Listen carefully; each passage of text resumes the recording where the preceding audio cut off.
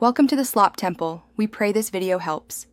You start by confirming prerequisites: a working router, an intact Cat5e or Cat6 cable, and your Ps5 powered on.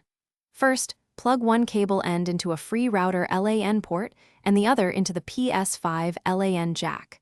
Once connected, make sure the cable clicks into place so you have a solid physical link. This immediate action gets you from setup to configuration. Next, you'll adjust network settings on the console to use that wired link. You now tell the Ps5 to use the wired connection. Go to Settings Network Setup Internet Connection and select Wired LAN.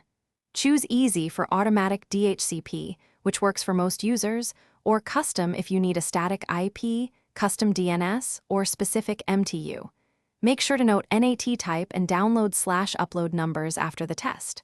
Once done, the system registers the wired link and typically shows lower latency and more stable downloads versus Wi-Fi, which is why wired is preferred for gaming.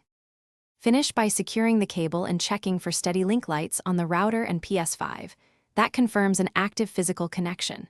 Make any router tweaks like co-S or port forwarding for consistent multiplayer performance, and update router firmware if available. If things go wrong, try the key troubleshooting step. Check the link lights, replace the cable, and reboot the router and Ps5 in that order to isolate the fault. Once resolved, rerun the Ps5 connection test to confirm state. Thanks for watching. Consider subscribing if we helped you.